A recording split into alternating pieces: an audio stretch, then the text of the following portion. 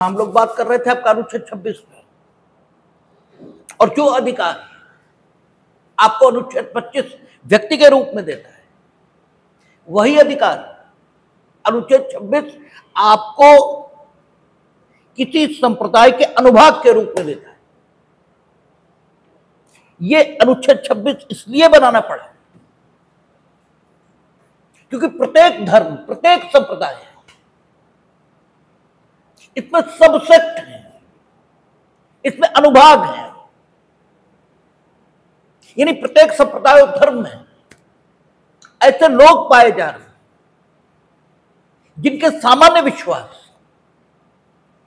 अपनी आध्यात्मिक उन्नति के संबंध में एक जैसे हैं। कुछ सामान्य विश्वास हैं जो उस धर्म और संप्रदाय के सभी लोग फॉलो करते हैं, और वो ऐसा मानते हैं कि उन विश्वासों के अनुसार जीवन जीने पर उनकी आध्यात्मिक उन्नति होगी,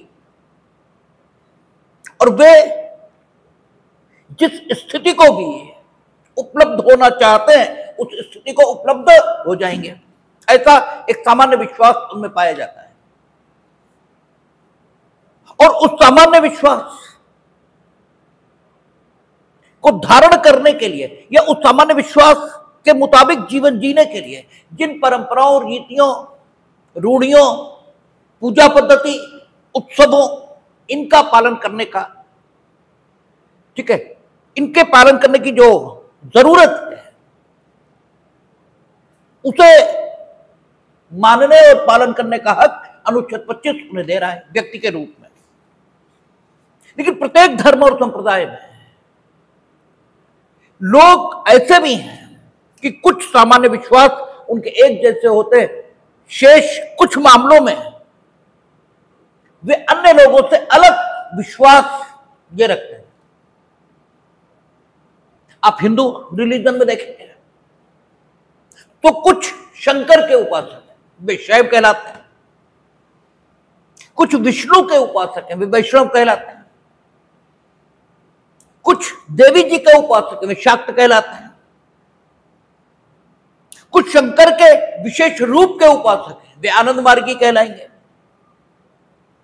ठीक है, तो अलग अलग लोग अलग अलग विश्वास एक ही धर्म में ये रख सकते हैं अपनी आध्यात्मिक उन्नति के संबंध में। ऐसे आप मुस्लिम्स में देखें तो सुन्नी है, शिया है, ये तो बड़ा मोटा डिवीजन है। और अंदर जाएंगे तो आपको कौन कौन मिलेंगे?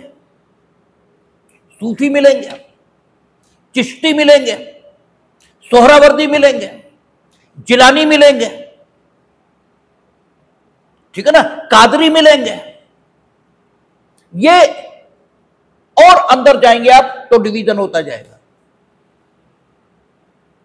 ठीक है, शियाओं में आइए तो जैदिया मिलेंगे, खोजा मिलेंगे, बोहरा मिलेंगे। ठीक है, इस ढंग से और डिवीजन होता जाएगा। ईसाइयों में जाइए, कैथोलिक, प्रोटेस्टेंट, मेथोडिस्ट, ठीक है, आपका यहोवा विटनेस, यहोवा के साक्षी, इस प्रकार के लोग। तो हर धर्म और संप्रदाय में ऐसे लोग हैं जिनके सामान्य विश्वास एक जैसे है। ठीक है, जैसे हर मुस्लिम, उसका विश्वास हमने कल भी कहा कि मृत्यु के पहले एक जिंदगी है और मृत्यु के बाद एक जिंदगी है। इसलिए वो मृत्यु को मृत्यु होना नहीं कहते, वो पर्दा करना कहते हैं। उनका ये विश्वास है कि आप कब्र में जाएंगे तो मुनकर नकीर नाम के दो फरिश्ते आएंगे, ठीक है, और आपसे कुछ सवाल करेंगे, और मैं जिस दिन कयामत का दिन होगा तब तक आप कब्र में ही रहेंगे। ऐसा उनका सामान्य विश्वास है। ये सामान्य विश्वास प्रत्येक मुस्लिम का है। लेकिन इसके बाद में उनके बीच मतभेद हैं, भेद हैं। हिंदुस्तान के संदर्भों में देखें तो बरेलवी और देवबंदियों में, ठीक है, वर्ल्ड वाइड देखें तो बहावी इस्लाम, सूफी इस्लाम, ठीक है, ये वेद है। कोई कब्रों को मान्यता देगा, मज़ारों को मान्यता देगा, कोई नहीं देगा। कुछ लोगों का कहना है कि मुहर्रम पर ये मातमी जुलूस आप निकालते हैं, गलत है, क्योंकि आपके घर में किसी की डेथ होती है तो प्रोसेशन करके तो उसका अंतिम संस्कार नहीं करते। कुछ को मातमी जुलूस निकालना ठीक लगता है। तो ये जो एक जैसे विश्वास रखने के बाद भी कुछ बातों के संबंध में मतभिन्नता रहती है, इसे ही एक रिलीजन के अंदर सबसेक्ट या सेक्ट कहा जाता है, और इसी को अंग्रेजी में डेनोमिनेशन ये कहते हैं। तो 26 आपको डेनोमिनेशनल राइट ये देता है, ठीक है, क्योंकि इंडिविजुअल के तौर पर आप कोई धर्म अपने अंतःकरण के मुताबिक मानने को स्वतंत्र है। आप कुछ भी ना माने ये भी मानने को स्वतंत्र है, क्योंकि आपको जो स्वतंत्रता मिली धार्मिक स्वतंत्रता नहीं है, उसका नाम है अंतःकरण की स्वतंत्रता। उसका नाम क्या है? अंतःकरण की स्वतंत्रता। धर्म की स्वतंत्रता मिलती है। तो अगर कोई किसी धर्म का फॉलोअर न होता तो उसे अनुच्छेद 25 में वर्णित मूल अधिकार प्राप्ति नहीं हो सकता था। इसलिए वहां जो मिला है वो अंतःकरण की स्वतंत्रता है, और अंतःकरण के मुताबिक आचरण करने की और उसको अबाध रूप से मानने की जो आपका अंतःकरण कहता है, यह स्वतंत्रता आपको प्राप्त हुई। इसलिए व्यक्ति के तौर पर आपको अंतःकरण की स्वतंत्रता अनुच्छेद 25 में मिल गई। लेकिन अगर एक जैसे अंतःकरण के लोगों में भी कुछ बातों को लेकर भिन्नता है, तो जो कुछ बातों को लेकर भिन्नता है उसके आधार पर उन्हें अपने अंतःकरण के मुताबिक जीने की स्वतंत्रता भी मिलनी ही चाहिए, ठीक है ना। तो उन लोगों को सामूहिक रूप से उस संप्रदाय का अनुभाग ये कहा गया, और अनुभाग के तौर पर उन्हें लगभग वही अधिकार जो अनुच्छेद 25 में व्यक्ति के रूप में उन्हें प्राप्त थे वे दे दिए गए। कोई किसी संप्रदाय का अनुभाग बन जाए, इसके लिए कॉन्स्टिट्यूशनली जरूरत क्या होगी, इसको माननीय उच्चतम न्यायालय ने निर्धारित किया है कि किसी संप्रदाय का कोई अनुभाग मान लिया जाए, यानी किसी संप्रदाय का, किसी रिलीजन का कोई डेनोमिनेशन माना जाए, क्योंकि जब तक डेनोमिनेशन वो माना नहीं जाएगा तब तक उसे अनुच्छेद 26 के अधिकार प्राप्त नहीं हो सकते। इसलिए जरूरी है कि किसी संप्रदाय के अंतर्गत आने वाले लोगों का ऐसा समूह जो उस संप्रदाय के सामान्य धार्मिक विश्वासों से कुछ अलग प्रकार के विश्वास भी रखता है, ठीक है ना, उसे उस संप्रदाय का अनुभाग माना जाए, तभी उसे अनुच्छेद 26 के अधिकार मिल सकते हैं, अन्यथा उसे अनुच्छेद 26 के अधिकार नहीं मिल सकते। तो माननीय उच्चतम न्यायालय ने इस प्रश्न पर विचार किया है कि कब एक संप्रदाय के अंतर्गत आने वाले लोगों के ऐसे समूह को जो संप्रदाय जैसे कुछ सामान्य विश्वास रखने के साथ ही उससे कुछ अलग विश्वास भी रखता है, उसे अनुभाग के तौर पर मान्यता दी जाए। तो माननीय उच्चतम न्यायालय ने निर्धारित किया है कि अगर उस संप्रदाय में लोगों के उस समूह को किसी पृथक नाम से जाना जाता है, किसी पृथक नाम से जाना जाता है, और उनका अपना कुछ अलग विश्वास भी है, तो उन्हें उस संप्रदाय का अनुभाग माना जा सकता है। वे डिनोमिनेशन है उस संप्रदाय के। अब कोई किसी संप्रदाय का अनुभाग है या नहीं, ये कैसा क्वेश्चन हो गया? अगर ये प्रश्न उठे, जैसे उठा ना स्वामीनारायण संप्रदाय में,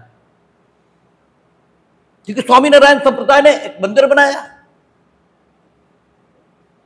ठीक है, और उसे बंबई की विधायिका ने कानून बनाकर सारे हिंदुओं के लिए खोल दिया। तो स्वामीनारायण संप्रदाय का कहना था कि हम अलग मत हैं, ठीक है ना, हम अलग संप्रदाय हैं, हम न हिंदू हैं न हिंदुओं के डिनोमिनेशन, इसलिए हमारे मंदिर को हिंदुओं के सभी वर्गों के लिए 25(2)(b) इसके अंतर्गत खोलने का कोई हक बंबई की विधायिका को नहीं है। तो उच्चतम न्यायालय ने निर्धारित किया कि आप हिंदुओं के संप्रदाय के अंतर्गत ही आते हैं, और जब अंतर्गत आ गए तो हिंदू धर्म के डिनोमिनेशन अगर मान भी लें तो आप हिंदू धर्म के डिनोमिनेशन हो गए, तो भी हिंदू रहे आप, तो आपके मंदिर को हिंदुओं के सभी वर्गों के लिए खोला जा सकता है। यानी कुल मिलाकर इन प्रश्नों के निर्धारण करने की जरूरत पड़ सकती है कि कोई व्यक्तियों का समूह किसी अलग संप्रदाय को गठित करता है या नहीं करता है।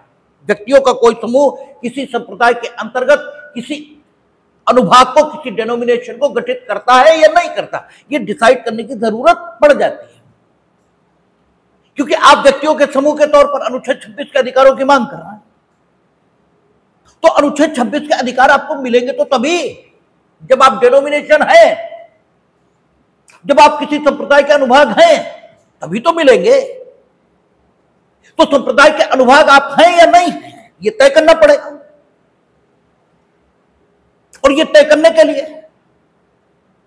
कुछ बातों को तय करना पड़ेगा कि क्या आप उस संप्रदाय के अंतर्गत लोगों का ऐसा समूह है जिसे किसी अलग नाम से जाना जाता हो, जिसके अपने कुछ अलग विश्वास हो, जो उस संप्रदाय के सामान्य विश्वासों से कुछ अलग हटकर हो।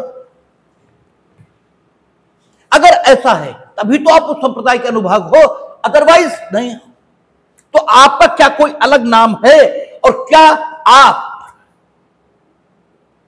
उस संप्रदाय के सामान्य विश्वासों से अलग हटकर कुछ विश्वास रखते हो, ये तो हो गया क्वेश्चन ऑफ फैक्ट। ये तो तथ्य का प्रश्न हुआ, और तथ्य का प्रश्न हमेशा साक्ष्य से निर्णित होगा, तो यह प्रश्न साक्ष्य से निर्णित होगा।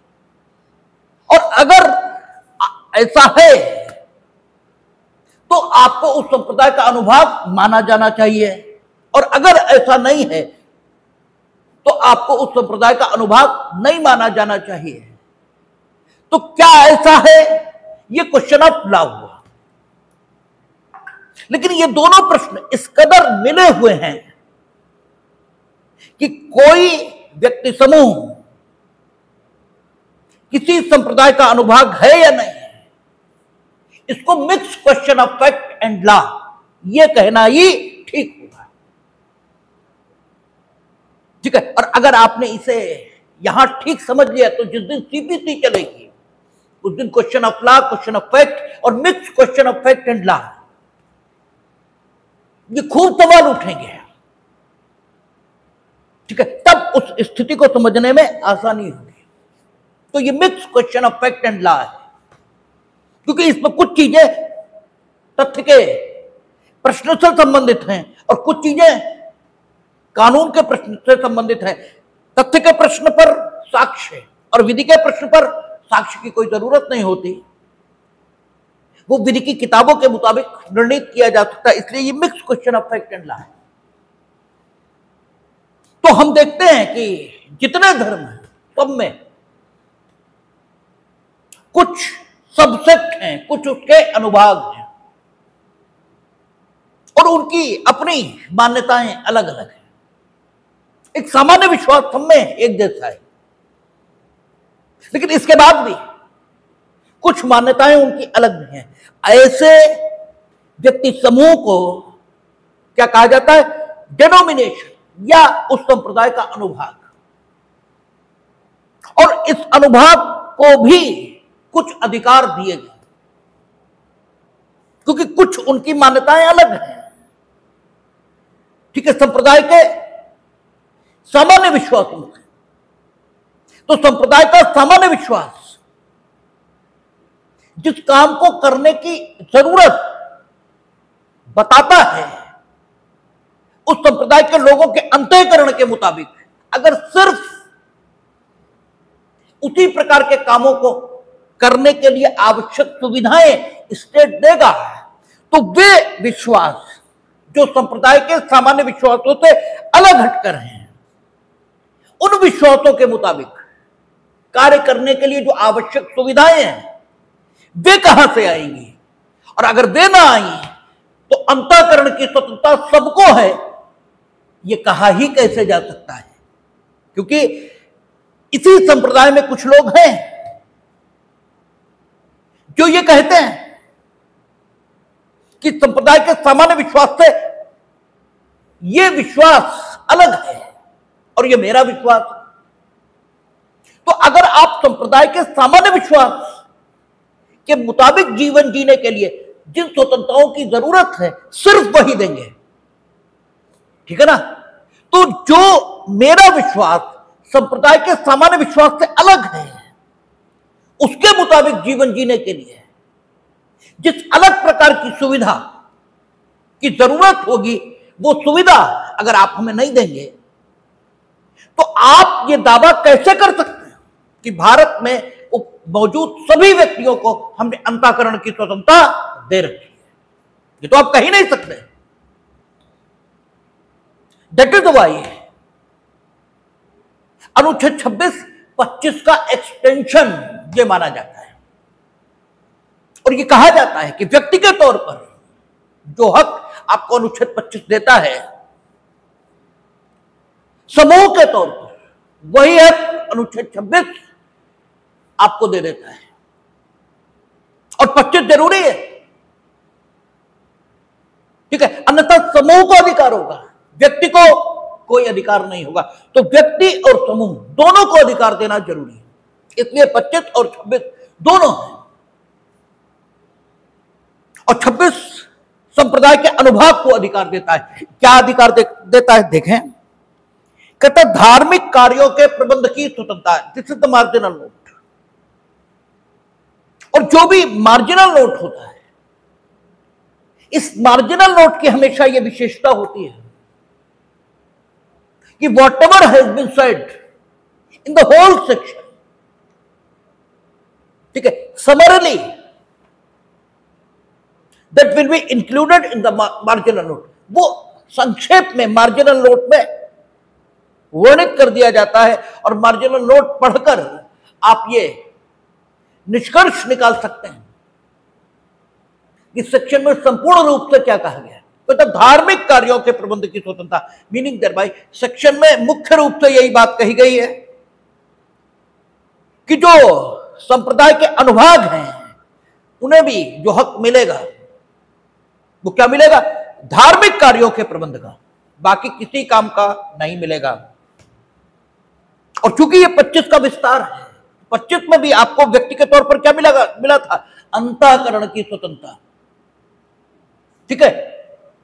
और वो स्वतंत्रता किसके अधीन थी? लोक व्यवस्था, सदाचार, स्वास्थ्य और भाग 3 के अन्य मूल अधिकार। और फंडामेंटल ड्यूटी भी प्रत्येक मूल अधिकार पर सीमांकन का काम कर सकती है। अनुच्छेद 25 के सहित प्रत्येक मूल अधिकार पर सीमांकन का काम कर सकती है। तो इस तरह देखें तो क्या मिला आपको? अंतःकरण की स्वतंत्रता, ठीक है, उसके मुताबिक आचरण करने की स्वतंत्रता, और अपने अंतःकरण के द्वारा उचित समझे गए को प्रसारित करने की स्वतंत्रता, लोक व्यवस्था, सदाचार और स्वास्थ्य और इस भाग के अन्य उपबंध और फंडामेंटल राइट द्वारा सीमांकित किए गए स्वरूप में। और इसके अलावा 25(2)B स्टेट को यह हक दे रहा है कि स्टेट क्या कर सकता है, ऐसी समस्त गतिविधियां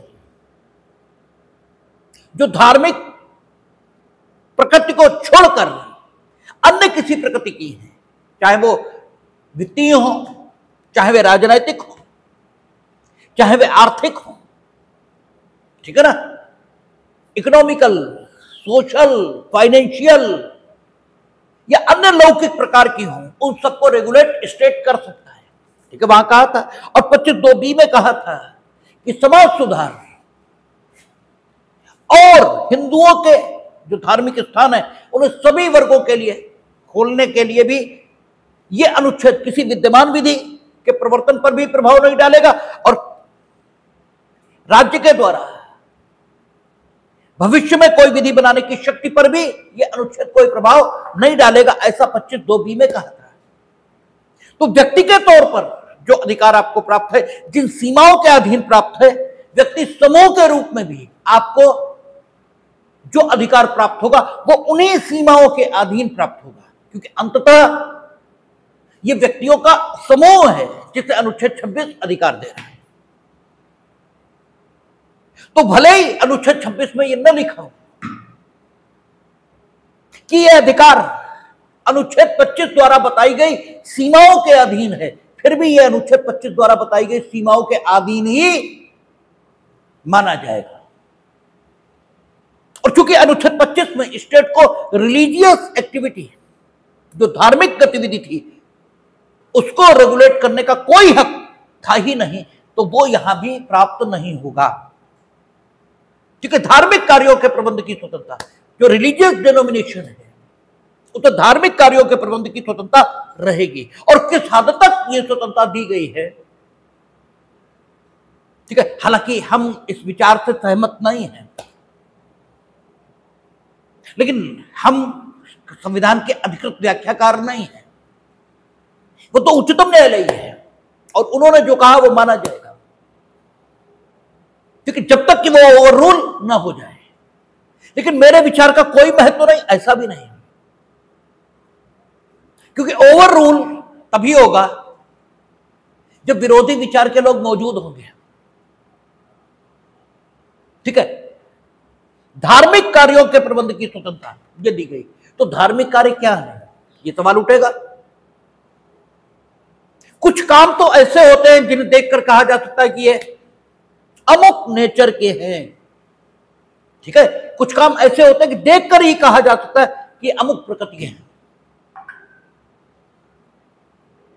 लेकिन कई बार ऐसी स्थिति होगी जिसमें यह निर्धारित करना पड़ेगा कि किया गया कार्य किस प्रकृति का है, क्योंकि देखने से वो किसी और प्रकृति का लगेगा, लेकिन इन द ट्रू सेंस वो किसी और प्रकृति का होगा। हम आपकी तारीफें कर रहे हैं, ठीक है, लेकिन इनफैक्ट हम आप पर व्यंग कर रहे हैं। अरे साहब, आप तो बेहद स्मार्ट हैं, ठीक है ना, और आप उतने स्मार्ट नहीं हैं, तो हम आपका मजाक बना रहे हैं, ठीक है ना। तो इस मेरे कथन का ट्रू सेंस में उत्तर क्या है, मेरे इस कथन की प्रकृति क्या है, यह निर्धारित करना पड़ेगा। इसी को वक्रोक्ति के माध्यम से मानहानि यह कहा जाता है। ठीक है, वक्रोक्ति के माध्यम से मानहानि कब होती है, हमने आपको बताया है अपने में कि वक्रोक्ति जब की जाती है तो शब्द तो एकदम निर्दोष होते हैं, लेकिन वे जिसके संबंध में कहे जाते हैं उसके जीवन की किसी घटना या उसके अपने चरित्र की किसी विशेषता के कारण वे शब्द उस व्यक्ति के संबंध में अपमानजनक हो जाते हैं। ठीक है ना। जैसे कोई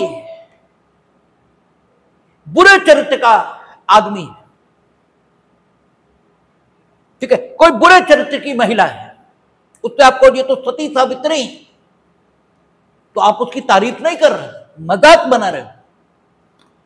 और ये वक्रोक्ति, प्रयुक्त शब्द एकदम निर्दोष है, लेकिन जिस व्यक्ति के संबंध में प्रयुक्त हो रहा है उसमें स्वयं कुछ ऐसी खराबी मौजूद है कि ये शब्द उसके संबंध में कैसा अपमानजनक हो जाए। तो कार्यों की प्रकृति देखने में निर्दोष होते हुए भी कई बार उनकी प्रकृति को निर्धारित करने की जरूरत पड़ेगी। तो धार्मिक कार्यों के प्रबंध की स्वतंत्रता है, तो धार्मिक काम क्या है ये निर्धारित करने की जरूरत पड़ सकती। कुछ काम तो है, दिखाई देगा ये धार्मिक है, ठीक है। क्यों?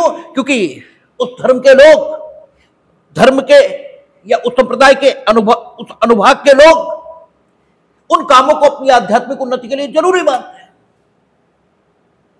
वे उत्सव के रूप में हो सकते हैं, वे रूढ़ियों के रूप में हो सकते हैं, वे परंपराओं के रूप में हो सकते हैं, वे पूजा पद्धति के रूप में हो सकते हैं। लेकिन काम ऐसे भी हो सकते हैं जो देखने में धार्मिक लगे, लेकिन उन सही अर्थों में वे धार्मिक न हो। ठीक है, जैसे मिनिमम मुसलमान होने के लिए क्या चाहिए? आप हज, रोजा, नमाज, ज़कात करें, ठीक है, और एकश्वरवाद यानी तौहीद, इस पर ईमान लाएं कि ईश्वर एक है और हजरत मोहम्मद उसके पैगंबर है। और मुसलमानों का यह अकीदा है, ये उनका विश्वास है। अकीदा यानी फेथ, जिसका कोई वैज्ञानिक आधार नहीं होता, ठीक है। हमने आपसे कहा था फेथ को हिंदी में श्रद्धा कहते हैं। उनकी इस बात पर श्रद्धा है, उनका इस बात का अकीदा है कि जो जीवन की परम उन्नति है, जीवन का जो परम लक्ष्य है, वो इसी ढंग से प्राप्त किया जा सकता है। इसके अलावा कोई तरीका नहीं है जिसके माध्यम से जीवन का जो चरम लक्ष्य जन्नत नशीब हो जाना है वो प्राप्त किया जा सके। लेकिन एक सवाल यहां उठता है कि एक व्यक्ति है जो जीवों पर दया करता है, तो सदा सच बोलता है, आदमी में जितने सद्गुण हो सकते हैं वो सब उसमें है, बस वो इन 5 बातों पर विश्वास नहीं रखता, वो कहां जाएगा? उसे जीवन का चरम लक्ष्य प्राप्त होगा या नहीं? ठीक है ना। अगर कोई मुसलमान ये कहे कि इसके बाद भी वो जीवन के चरम लक्ष्य को ही प्राप्त करेगा, अर्थात जन्नत नशीब ही होगा, तो ये कहा जाएगा कि वो मुसलमान नहीं है, क्योंकि वो मिनिमम जो रिक्वायरमेंट है वो कहता है इन 5 बातों पर मेरा कोई विश्वास नहीं, ना हम हज करेंगे, ना रोजा करेंगे, ना नमाज करेंगे, ना ज़कात करेंगे, है मुसलमान। लेकिन हमारा जो जीवन है वो जितनी अच्छाइयां हो सकती हैं सब के मुताबिक हम जिएंगे, तो क्या वो जन्नत नशीब होगा? क्या उसे मुसलमान माना जाएगा? तो जो मुस्लिम उलेमा है वो ये कहेंगे कि ना, ये इस्लाम से खारिज हो गया, इसे इस्लाम से खारिज कर दिया गया, ठीक है। इसे अंग्रेजी में कहा जाता है एक्स कम्युनिकेशन, यानी निकालना, किसी संप्रदाय से निकालना, ठीक है। अब सवाल यह उठा कि कोई संप्रदाय या संप्रदाय का कोई अनुभाग अगर अपने व्यक्ति को, अपने सदस्य को अपने समुदाय से बाहर करता है तो क्या इसे धार्मिक कृत्य माने? क्योंकि अगर यह धार्मिक कृत्य है, ठीक है, तब तो कोर्ट कुछ नहीं कर सकता, क्योंकि धार्मिक कार्यों के प्रबंध की स्वतंत्रता मिली है किसको? उस पर्टिकुलर डेनोमिनेशन को सामूहिक रूप से और इंडिविजुअली अनुच्छेद 25 में। लेकिन अगर इसे धार्मिक कृत्य न माने, ठीक है, तो इस व्यक्ति को संप्रदाय से विशेष संप्रदाय से, यानी हम मुसलमान हैं ये कहने से रोकने वाला आदेश कोई पारित नहीं कर सकता हिंदुस्तान की धरती पर। ठीक है ना? कैसे पारित कर दोगे तुम मुसलमान नहीं हो, क्योंकि तुम्हारा ये अकीदा नहीं है। ठीक है, आप पारित ही नहीं कर सकते। तो एक्सकम्युनिकेशन जारी करना, यानी किसी को पर्टिकुलर डेनोमिनेशन से या पर्टिकुलर रिलीजन से खारिज करने का आदेश देना, क्या यह धार्मिक कृत्य है?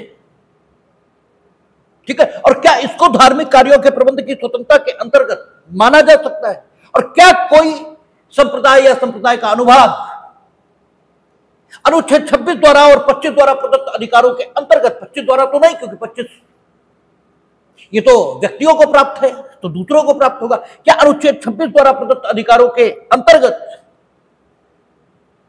क्या कोई यह घोषणा कर सकता है कि अमुक व्यक्ति मेरे द्वारा, ठीक है, जिस संप्रदाय या अनुभाग का प्रबंध किया जा रहा है उसका सदस्य नहीं रह गया? क्या कोई ऐसी घोषणा कर सकता है? तो सुप्रीम कोर्ट ने, ठीक है, इसका फैसला किया है और सुप्रीम कोर्ट के न्यायाधीश विभाजित हैं। लेकिन मेजॉरिटी डिसीजन यह है कि धार्मिक कार्यों के प्रबंध में यह चीज शामिल है, यानी कोई किसी को निकाल सकता है, ठीक है, उस संप्रदाय से या उसके अनुभाग से। हालांकि हम इस बात से सहमत नहीं हैं, क्योंकि यह सामाजिक प्रश्न भी है। ठीक है, इसे शुद्ध धार्मिक प्रश्न नहीं माना जा सकता। लेकिन उच्चतम न्यायालय ने अथॉरिटेटिवली डिसाइड कर रखा है, तो आगे बहस की गुंजाइश तब तक नहीं है जब तक ओवररूल या तो न हो, या ओवररूल करने के लिए कोई याचिका न दायर की जाए, तब तक बहस की कोई गुंजाइश नहीं है। तो धार्मिक कार्यों के प्रबंध की स्वतंत्रता है,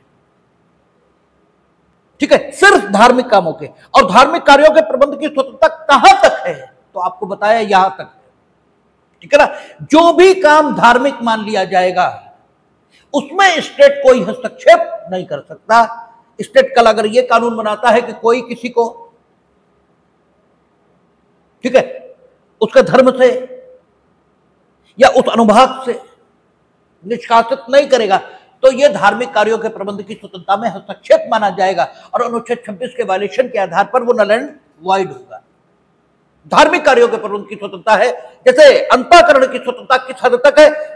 यहोवा विटनेस, कल हम लोगों ने चर्चा की थी, यहोवा के साक्षी, वहां तक है अंतःकरण की स्वतंत्रता, उसे उच्चतम न्यायालय ने मान्यता दी, और जबकि हम उससे भी सहमत नहीं है, ठीक है, नहीं होनी चाहिए, लेकिन दी है।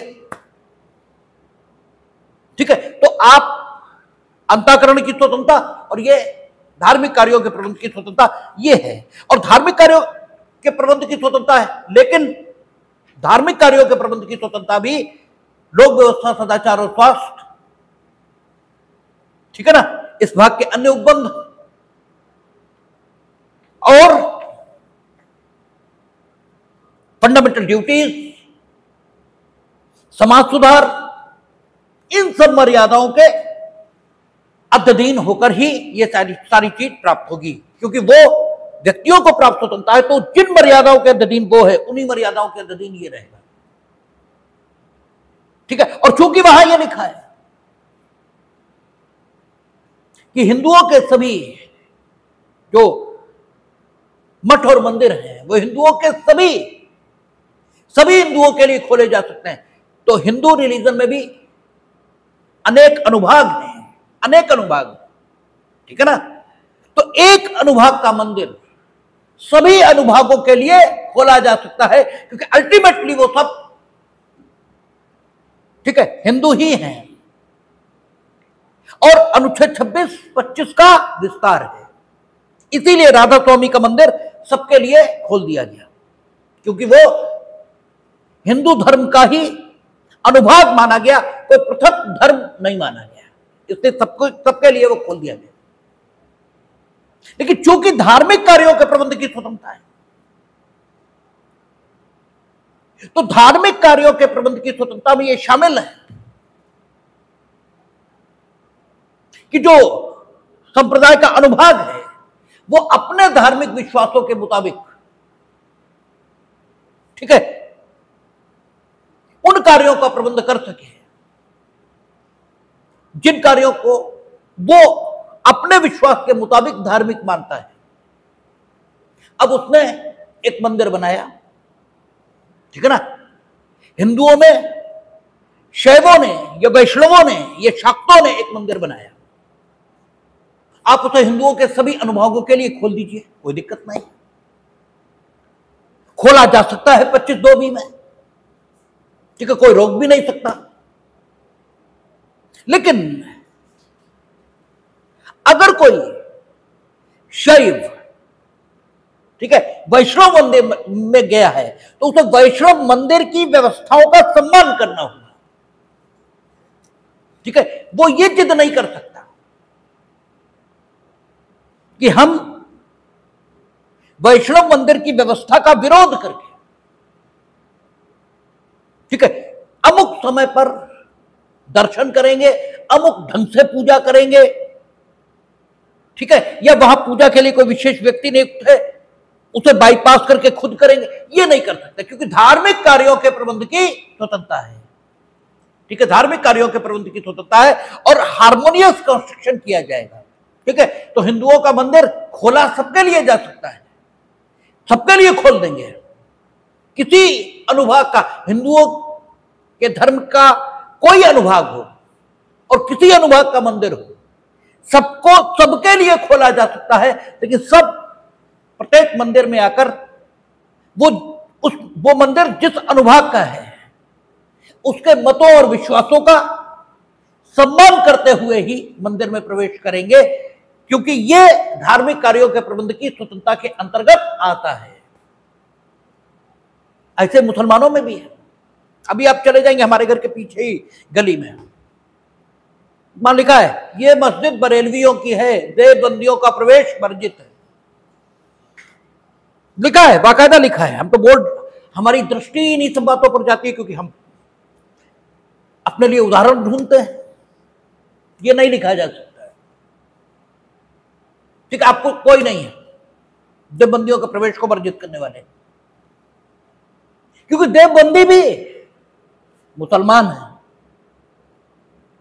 ठीक है, अनुभाग वो है इस्लाम का, ठीक है। धार्मिक कार्यों के प्रबंध की स्वतंत्रता है। अगर बरेलवियों की मस्जिद है तो जो इमाम होगा, इमाम किसे कहते हैं, जो मस्जिद में नमाज खड़े होकर पढ़ाएगा, जो सबसे आगे खड़ा होगा, ठीक है, वो स्पिरिचुअल लीडर है इमाम। खलीफा एक विशेष प्रकार की उपाधि होती है जिसमें स्पिरिचुअल लीडर और जो राजा की हैसियत है दोनों का समावेश रहता है। वो आध्यात्मिक नेता भी है और सांसारिक प्रमुख ये भी है, ठीक है। जबकि इमाम सिर्फ आध्यात्मिक प्रमुख है, ठीक है। तो बरेलवियों की मस्जिद में देवबंदी प्रवेश नहीं करेंगे, ये नहीं हो सकता, लेकिन प्रत्येक अनुभाग, ठीक है, अपने धार्मिक कार्यों को संपूर्ण करने की स्वतंत्रता प्राप्त है। तो बरेलवियों की मस्जिद में इमाम देवबंदी हो और उसी इमाम के नेतृत्व में हम नमाज पढ़ेंगे, ये मांग कोई मुसलमान नहीं कर सकता, ठीक है ना।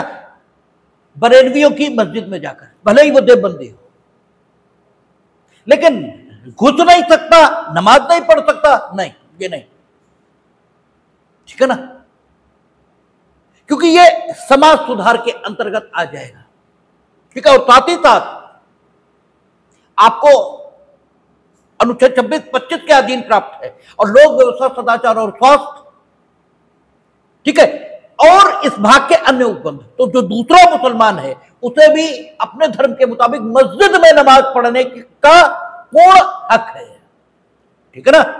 तो उसका अनुच्छेद 25 वायलेट होगा अगर आप उसे मस्जिद में घुसने नहीं देंगे इस आधार पर कि ये मेरे अनुभाग की मस्जिद है, ठीक है ना। तो घुसने से तो आप नहीं रोक सकते क्योंकि लोक व्यवस्था के अधीन है। झंझट भी हो सकता है। तो लोक व्यवस्था और अनुच्छेद 25 ये मिलकर रोक, आपको घुसने से नहीं रोक, ठीक है, घुसने से रोकने नहीं देंगे, लेकिन देवबंदी बरेलवी इमाम की, ठीक है, इमामत में नमाज पढ़ने से इनकार नहीं कर सकता, क्योंकि आप उस अनुभाग की मस्जिद में गए हैं और उसे, यानी उस अनुभाग को अपने धार्मिक कार्यों के प्रबंध की पूर्ण स्वतंत्रता है, ठीक है ना।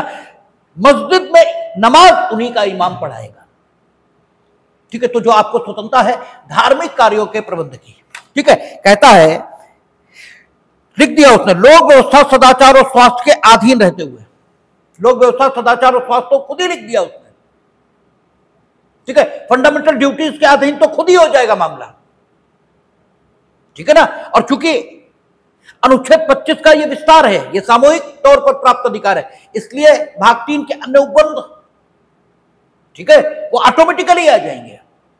और 25(2) भी जिस ढंग के कानून लेजिस्लेचर को पास करने का हक देता है, वे भी, यह वो शक्ति भी स्टेट की अप्रभावित रहेगी अनुच्छेद 26 के रहते हुए भी। कहता है, लोक व्यवस्था सदाचार और स्वास्थ्य के अधीन रहते हुए प्रत्येक धार्मिक संप्रदाय, यानी रिलीजियस, प्रत्येक धार्मिक संप्रदाय या उसके किसी अनुभाग, यानी संप्रदाय को और अनुभाग दोनों को, और संप्रदाय और अनुभाग दोनों में एक ही जैसी विशेषताएं पाई जाती हैं कि संप्रदाय हो या अनुभाग, उसे अलग नाम से जाना जाता है, उसके अपने कुछ सामान्य विश्वास होते हैं, ठीक है, उनका पालन वो करते हैं अपनी आध्यात्मिक उन्नति के लिए। तो दोनों की विशेषताएं एक जैसे। तो कहता, प्रत्येक धार्मिक संप्रदाय या उसके किसी अनुभाग को धार्मिक और पूर्त प्रयोजनों के लिए संस्थाओं की स्थापनाओं का और पोषण का, धार्मिक और पूर्त प्रयोजन, इनको पूरा करने के लिए संस्थाओं की स्थापना और पोषण, ठीक है। पूर्त प्रयोजन हमने आपको कई बार कहा, अंग्रेजी में से चैरिटेबल पर्पस कहते हैं, और धार्मिक प्रयोजन रिलीजियस पर्पस है, ठीक है। आपको लगता है कि शिव की उपासना से हमें वो आध्यात्मिक, ठीक है, स्तर प्राप्त होगा जो हमें प्राप्त होना चाहिए, तो आप शिव की उपासना करो, उपासना करेंगे, मंदिर आप बना सकते हो, जो पूजा पद्धति बताई गई उस हिसाब से आप कर सकते हो, ठीक है, उसमें कोई दिक्कत नहीं। आप धार्मिक संस्थाओं की स्थापना कर सकते हो, ठीक है। साथ ही पूर्त संस्थाओं की स्थापना भी आप कर सकते हो। पूर्त यानी फॉर द चैरिटेबल पर्पस, अनाथ बच्चों को के पालन पोषण हेतु, गरीब लोगों के भोजन आदि की व्यवस्था, इसे करने के लिए आप संस्थाओं की स्थापना कर सकते हो। प्रत्येक धार्मिक संप्रदाय और उसके अनुभाग को क्या होगा, धार्मिक और पूर्त प्रयोजनों के लिए संस्थाओं की स्थापना, रिलीजियस और चैरिटेबल दोनों पर्पज से संस्थाओं की स्थापना भी कर सकते हैं और उनका पोषण भी कर सकते हैं, ठीक है। यानी जिन संस्थाओं को उन्होंने स्थापित किया उनका पोषण वो स्वयं कर सकते हैं, ठीक है। अगर किसी संप्रदाय या किसी अनुभाग ने किसी धार्मिक संस्था को या पूर्त संस्था को स्थापित नहीं किया तो उन्हें पोषण का हक नहीं मिलेगा, ठीक है ना। धार्मिक संस्थाओं की स्थापना और पोषण, अजीज बादशाह वर्सेस यूनियन ऑफ इंडिया, इसमें यह कहा कि अलीगढ़ मुस्लिम यूनिवर्सिटी, उसका प्रबंध मुस्लिमों को नहीं मिल सकता। इसलिए नहीं मिल सकता क्योंकि यह ठीक है कि प्रत्येक संप्रदाय को और उसके अनुभाग को अनुच्छेद 26 इसमें संस्थाओं की स्थापना और पोषण का हक मिला है, ठीक है ना। इसके साथ साथ अनुच्छेद 29 पढ़ेंगे हम लोग, देखेंगे, वहां लिखा है कि ऐसा प्रत्येक समूह जिसकी अपनी विशिष्ट लिपि है और विशिष्ट संस्कृति है, तो लिपि और संस्कृति इसकी रक्षा के लिए वो संस्थाएं स्थापित कर सकते हैं और उनका मैनेजमेंट कर सकते हैं। अनुच्छेद 30 भी यह कहता है कि अल्पसंख्यकों को अपने पसंद की शिक्षण संस्थाएं स्थापित करने और उनका एडमिनिस्ट्रेशन करने की स्वतंत्रता है।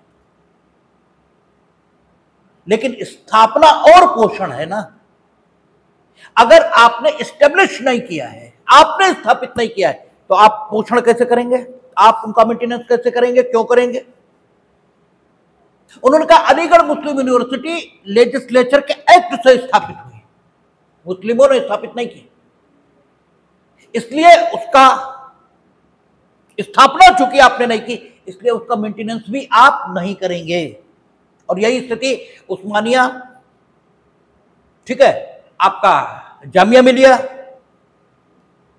इन सभी यूनिवर्सिटीज की है कि सब सेंट्रल यूनिवर्सिटीज हैं और सरकार के द्वारा इनका प्रबंध किया जाएगा, क्योंकि स्थापना और पोषण।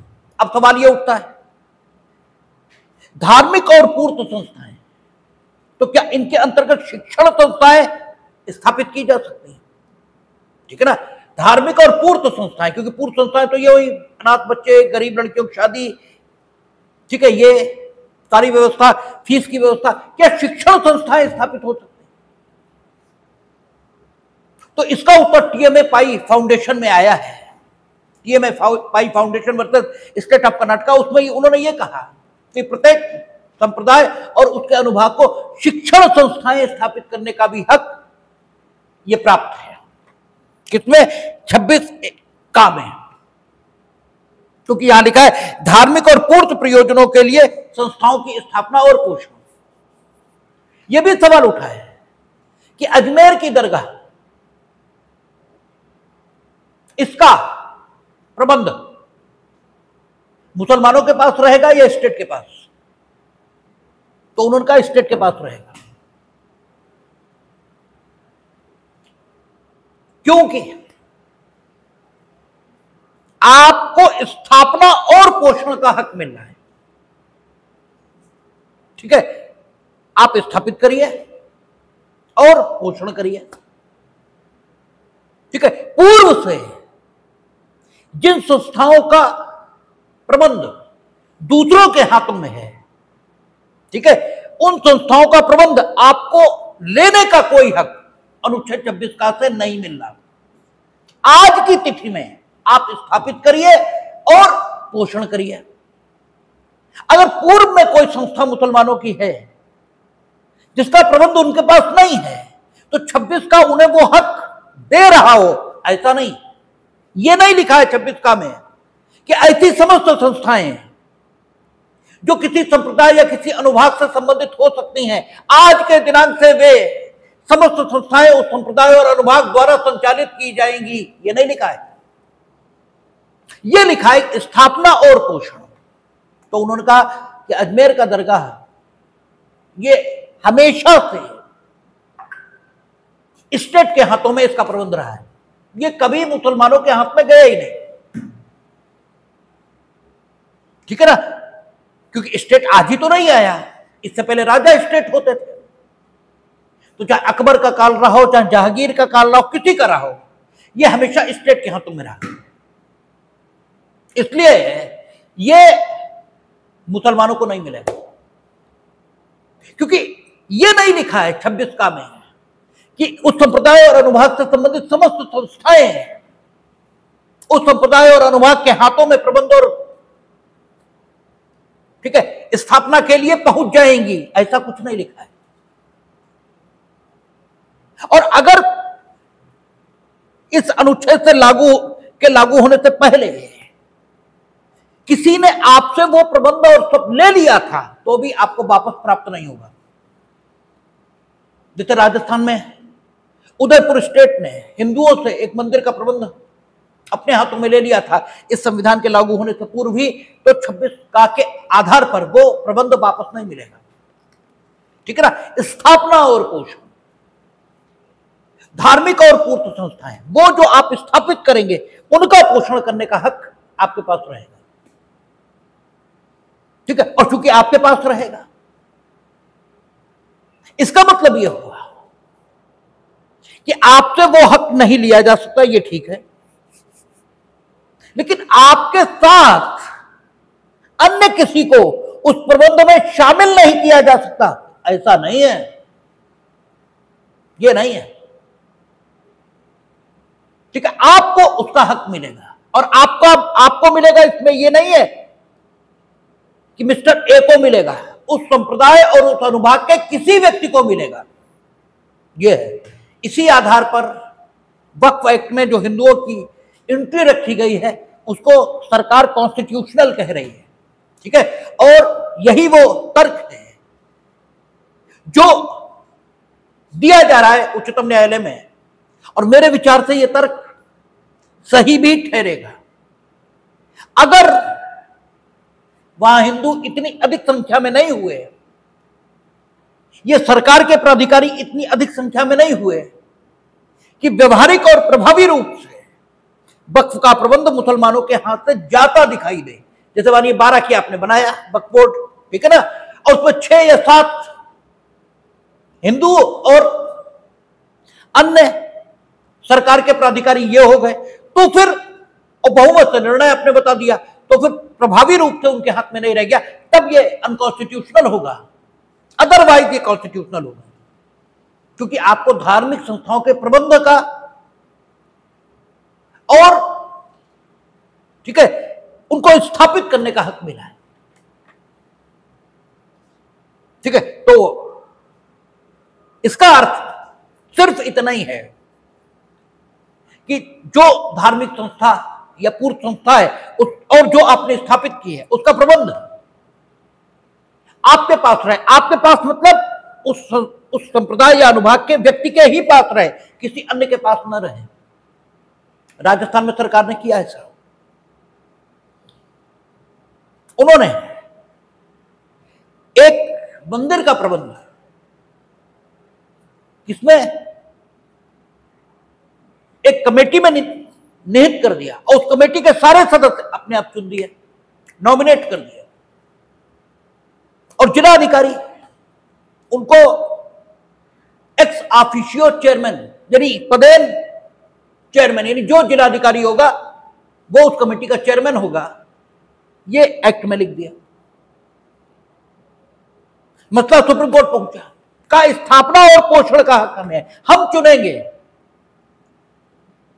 कि इस संप्रदाय और अनुभाग के कौन से सदस्य मंदिर कमेटी का प्रबंध करेंगे, क्योंकि मंदिर कमेटी के प्रबंधकों के नॉमिनेशन का, मनोनयन का हक स्टेट ने अपने हाथों में ले लिया, इसलिए प्रभावी रूप से जो स्थापना और मैनेजमेंट का हक हमारे पास है वो स्टेट के पास पहुंच गया, और इन्होंने अपना एक ऑफिसर डीएम, वो तो कोई भी हो सकता है ना, किसी भी धर्म का अनुयायी हो सकता है, उसे उसका एक ऑफिशियल चेयरमैन बना दिया।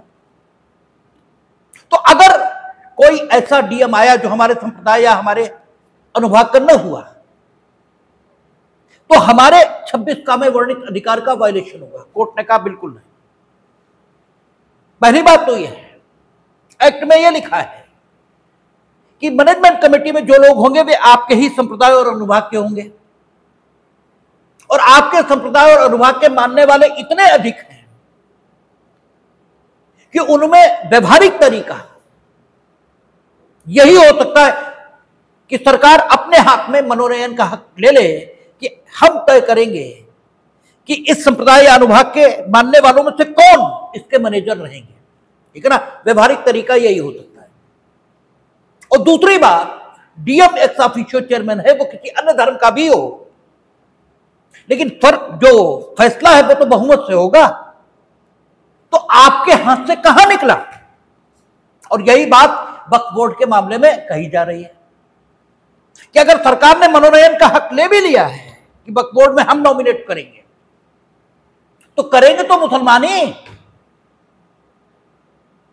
ठीक है, हम ये कह रहे कि हम हिंदुओं को कर देंगे या अन्य धर्मावलंबियों को कर देंगे, और हमने जो सरकारी प्राधिकारी उसमें शामिल किए, ठीक है, वो सरकारी प्राधिकारी किसी भी धर्म के हो, ठीक है, वे संख्या में इतने नहीं हो रहे कि आपका जो प्रभावी प्रबंध है वक्फ का वो उनके हाथों में पहुंच जाए।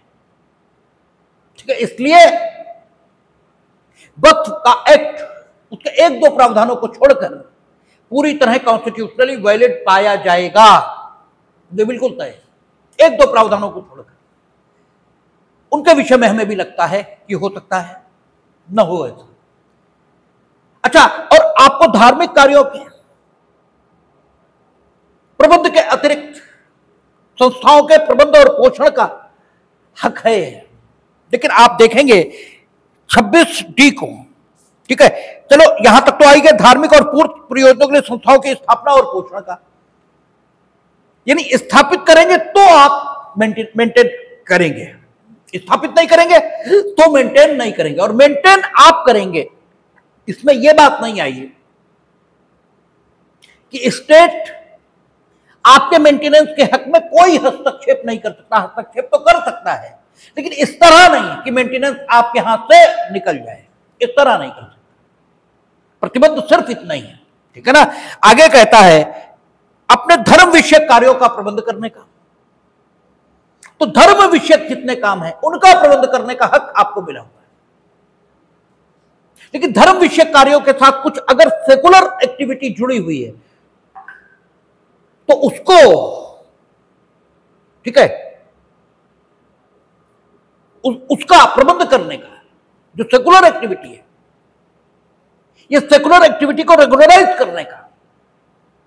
Secular activity meaning thereby जो आर्थिक, वित्तीय या अन्य लौकिक चीजों से जुड़ी हुई एक्टिविटी है, उसके संबंध में संपूर्ण अधिकार स्टेट को प्राप्त है। आपको धार्मिक कार्यों के प्रबंध का हक सिर्फ मिला है। जैसे स्टेट यह तय नहीं कर सकती कि मंदिर में प्रसाद किस समय चढ़ेगा, यह तय नहीं कर सकती।